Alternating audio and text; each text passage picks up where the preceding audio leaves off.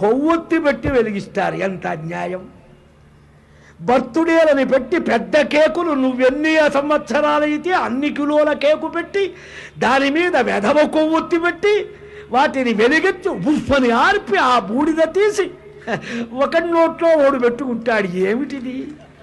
ఎంత విచిత్రమైన విపరీత వికార అట్టహాసం!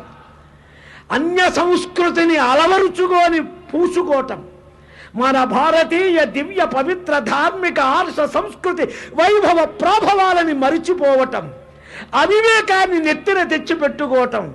పుట్టినరోజు నాడు చక్కగా గోవు ఘృతంతోనో తైలంతోటో ఒత్తి వేసి చక్కగా ముత్తైదులా కృష్ణలీలలో రాముడి విజయాలో చెప్పి చక్కగా హారతులు ఇచ్చి మాడును అద్ది హారతి ముఖానికి అద్ది ఆశీర్వదించడం పుట్టినరోజా?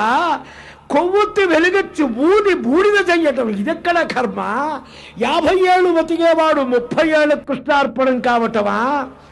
ఈ కొవ్వొత్తి ఏమిటి? ఈ డబల్ రొట్టెలు తింటామేమిటి? కేకులేమిటి?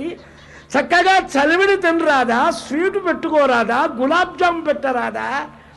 మనకు హీనమైన నీచమైన అన్య అనుకరణ చాలా పెద్దదండి. మనల్ని నిజంగా పాడు చేసింది పాశ్చాత్యులు. రాజ్యం ఏమి కాదు, మన బుద్ధిని దోచుకొని మనల్ని దొంగతనం చేసి పాడు హిస్టరీలు రాసి సంస్కృతినంతా ఆర్య ద్రావిడ అని డివైడింగ్ పాలసీ ఒకటి మన నెత్తిన పెట్టి ఇక్కడ ఆర్యుడు లేడు ద్రావిడుడు లేడు, అంతా భారతీయుడు. ఇది పురాణ ఆర్ష వాంగ్మయంలో చక్కగా పురాణాలన్నీ చూసి చెప్పిన మాట ఇది. ఇందులో ఎట్టి సందేహం మీకు అక్కరలే. ఆర్యం ద్రావిడ అనేది కల్పన, అభూత కల్పన, మనల్ని పాడు చెయ్యటం బాగా తెలిసిన ఆంగ్లేయులు పెట్టినటువంటి మహత్తర వ్యామోహ పిశాచం అది. కాబట్టి మన సంస్కృతి చాలా గొప్పది.